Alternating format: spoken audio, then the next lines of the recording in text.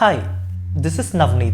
Welcome to my project, The Art of Chronicles of Death Foretold, an art direction project focusing on telling a story through visuals like architecture, properties, texture, guided by Professor Alka Hingorani. But before getting into details, let me first take you through the novella, Chronicles of Death Foretold, written by Garcia Gabriel Marquez, according to which the entire environment is designed. The story is about how Vicario brothers killed Santiago Nazar for deflowering her sister Angela Vicario. The entire novella is also written in the pseudo-journalism way. The story is non-linear. The timeline of actions are non-chronological in order. But due to its meticulous details, the chronology is revealed. The key narration is focusing on how the protagonist Santiago Nazar's death is foreseen. Yet, no one was able to stop it. The book explores the morality of town people's collective responsibility in the murder. In the initial phase, I dissected the entire story, tried to understand the chronology, architecture of the story, character flow, narratives, and visual connectivity, based on which the map of the Chronicles of Death Foretold action area is designed. The present phase is focused on the spatial design of the action area. But it's not just about creating a 3D model, right? It should also tell the story. That's the main intention of this project. Hence, I have added several elements to answer how and 5W questions. That is, why, what, when, where, and who. The why question is in general asked first, but answered at the last because you need to have the overview of the entire case to understand the answer in the first place. Because there isn't one parameter due to which the resultant happened. You'll only understand the answer when you know the entire background. The entire design process consists of 8 stages, each focusing on certain aspects of environment design, raising certain questions and explaining the interpretations. The initial phase was focused on the architecture of the story, character flow, narratives, and visual connectivity to understand the chronology of the story, based on which the story is read, interpreted, and visualized. Background research on the novella and Gabriel Garcia Marquez is done for a better understanding of the context. Research on the time period of the novella, architecture style, social and cultural impact are also done. I read the novella multiple times not only to get a better understanding about the story, but also to grasp the layers of detailing encrypted in the narrative description. Each time the story is read based on different aspects like architectural descriptions or character flow, actions, properties, even characters' lifestyle, etc.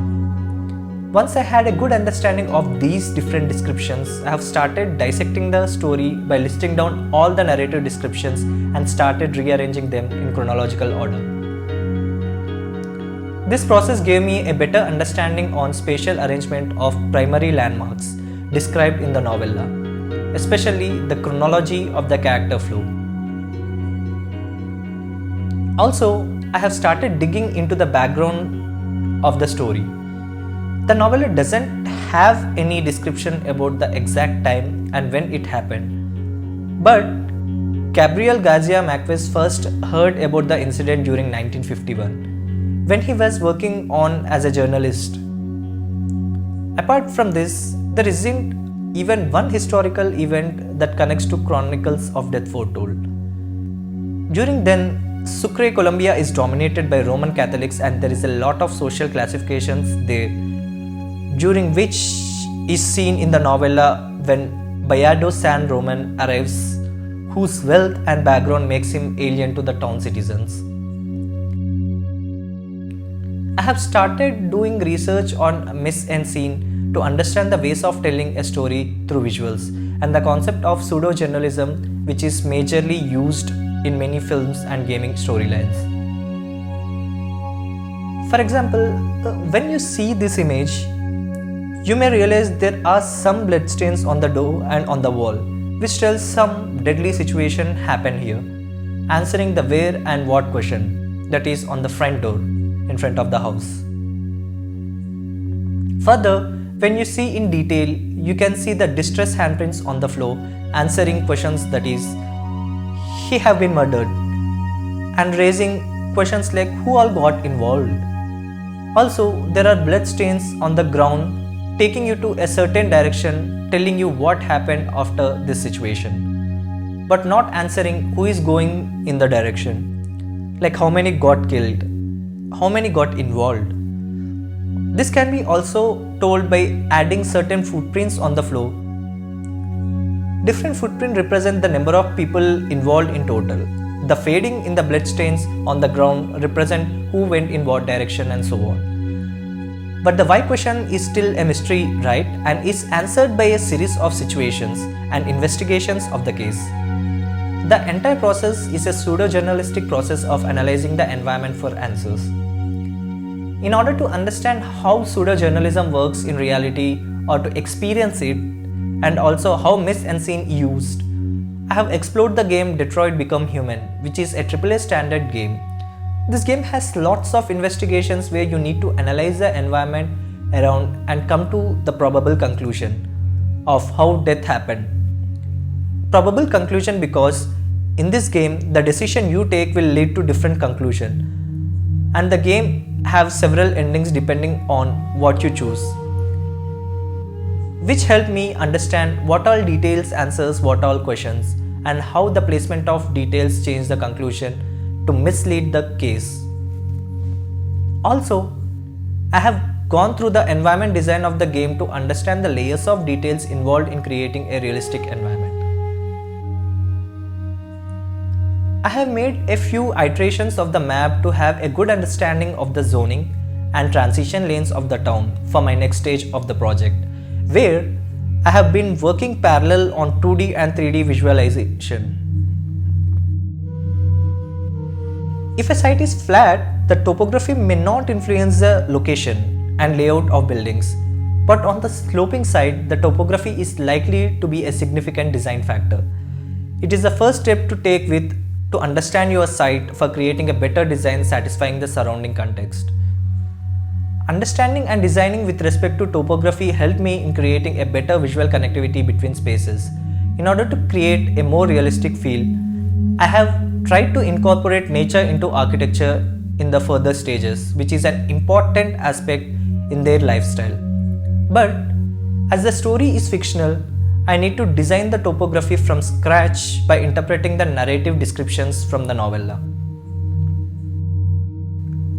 In the story, there are 4 primary descriptions that help me in understanding the topography of the entire town. Starting with the widower Zew's farmhouse, it is the only description we have in the novella which talks about the highest point of the contour. There are several other visual descriptions like windswept hill, which helped me to interpret that there might be a meadow around the farm. Other descriptions like the purple anemones, which grow in rich moist soil and blooms between spring and falls, answer the type of soil and time period. And more descriptions like the blue banana groups help me to visualize the vegetation and surroundings. The visual connectivity helped me in interpreting the rock face or cliff adjacent to the farmhouse. Rivers are interpreted to be the least point in the topography. The term old dog and new dog, NASA House Evolution Descriptive, concludes that there has been a decrease in water level since then. Human settlements usually happens near water bodies. Hence, as the water level decreased, I have assumed that there might be a settlement growing towards the river as the water level decreases and led to the new dock. Considering the contours in the early stage, it would be difficult to provide slope transition lanes at every corner of the town. Hence, the roads are designed as per the topographical constraints and urban plan guidelines. First, I have started zoning out the major landmarks as per the novella description. Once the zoning is sorted, I have started mapping out the main roads and finalized the outer ring road that connects all the sections, also satisfying the character flow narrative descriptions. Later, other internal lanes and short routes described in the novella were first drafted, and then remaining routes are tweaked accordingly to make the town look as realistic as possible. During the 3D modeling, a minimum of 1:8 sloping ratio is maintained for the roads, and the remaining transitions are contoured. Once the mapping of the major landmarks and transition lane is done, I have started designing the remaining spaces following the guidelines of urban planning. Research on the impact of socioculture on architecture is done, based on which the building blocks are placed around the major landmarks in the novella. Everywhere in the world, we find citizens of different social status from rich to poor, categorized usually as upper class, middle class and lower class. This social status is also identified by where they live, that is their homes. All the people usually prefer to live together on their own levels. Hence, the segregation of zones are important to make the arrangement look realistic in nature. Also, apart from the private spaces like homes, there has to be few public service buildings that satisfying the needs of a town, like police stations, schools, small hospitals, substations, etc., which are allotted at a reasonable distance from the center of the town as per the functionality. Also, I have interpreted the location to be a small town due to the several descriptions like unavailability of equipments for autopsy, the only human-sized refrigerator in the town, and so on. The cemetery usually occupies lots of area and are isolated zones. Also, considering human settlements near the river base and its visual connectivity from Zeus' house, it is zoned on the outskirts of the town below the hill. House of Mercy's Alexandria Cervantes house is a brothel area. Hence, the entire building is isolated from the adjacent houses. Walls facing the brothel area left without windows and only vents are provided to avoid visual connectivity. Brothel has full visual connectivity as it is its main functionality. Church is a place of worship, hence citizens prefer to have a very good amount of visual connectivity towards it. I prefer to isolate the structure just like the brothel, as it is too pure of a zone to share itself with houses, unlike a brothel area. I have provided few gathering areas around the town as there are descriptions of public gatherings in the narration.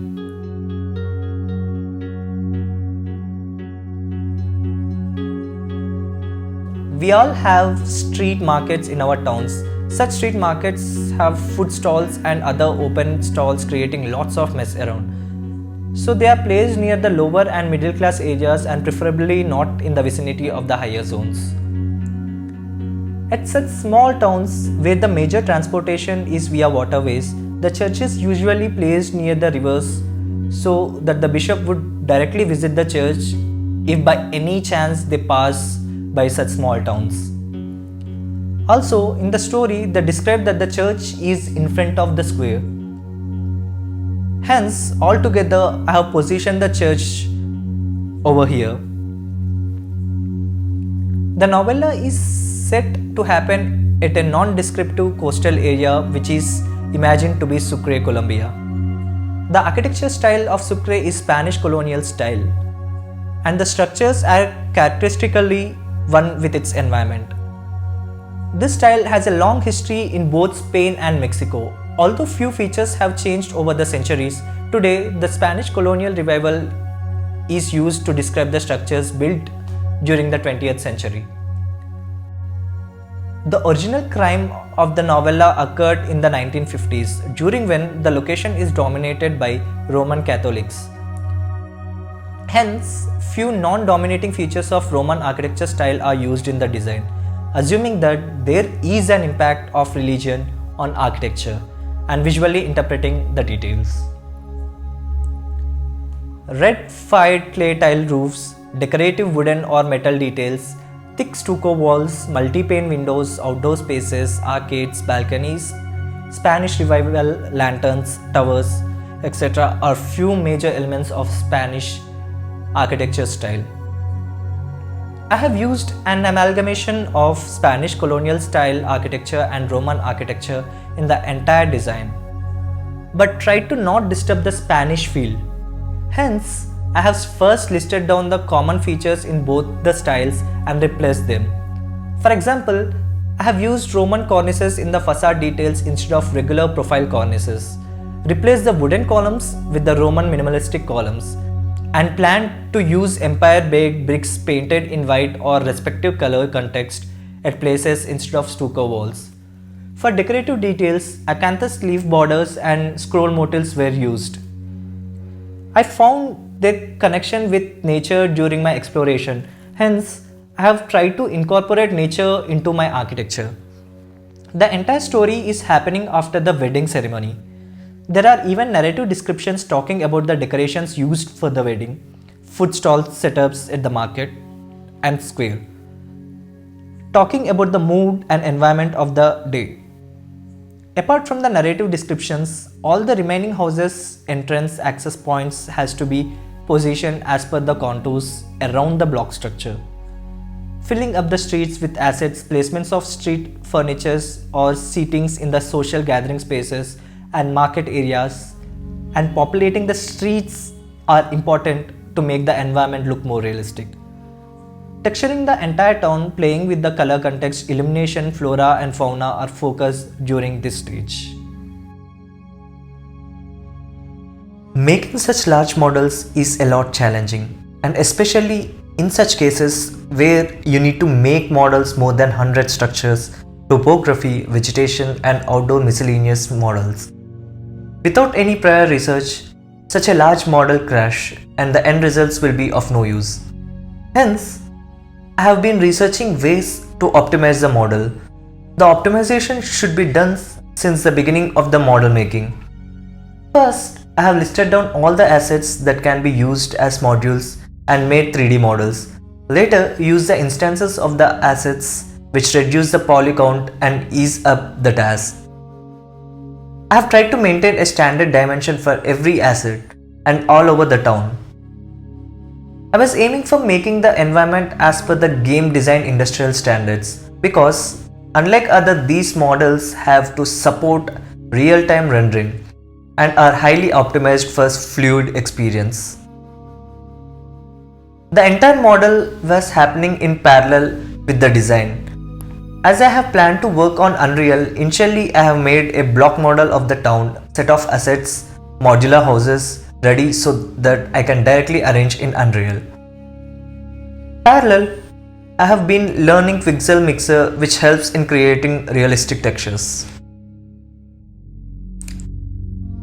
Texturing plays a major role in many ways like telling a story, setting a mood, but if we understand the concepts, it helps a lot in optimizing the model and maintain the realism. There are several types of maps that are used in designing a texture. Like albedo is a texture map consisting of a 3D height map which is used to optimize the high poly mesh level of details. Normal, bump and displacement maps are all 2D height maps, but normal map uses RGB information that corresponds with XYZ axis, whereas the other two uses grayscale information. Normal and bump maps creates fake 3D illusions, whereas the displacement map actually creates the high poly 3D details from the height map. Remaining gloss, roughness, specular details, metalness, emission and remaining other have parameters affecting their function. When we see a photograph or drawing or any other visual medium, we usually try to dissect them into multiple layers. If we try to observe, every texture can be dissected into multiple sections or layers, but for textures, it depends upon scale. It is a 3D mesh or plane surface on which we apply a texture. It represents the overall structure of the surface. If it's a 3D surface, as mentioned earlier, We use albedo maps on a read topology surface for clean application. Every material has a certain pattern like Flemish bond or English bond or even rubble masonry. But when creating a material, it's important to remember that all materials or textures or patterns used in creating the final textures are usually seamless in patterns. There are these textures or patterns overlaid on every material. For example, when you see a wall of rubble masonry, at first glance, you see the entire wall, which is our entire 3D profile or surface. Later, you observe the rubble masonry pattern, which is our material pattern. And when you take an even closer look, you see the texture on the stone. These are our micro details.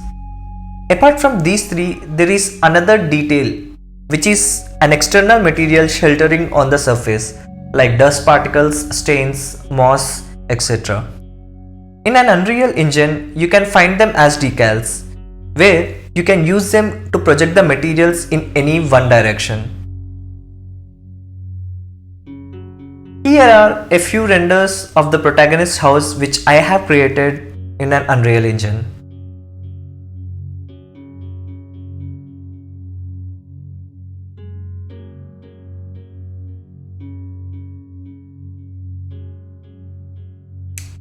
Thank you.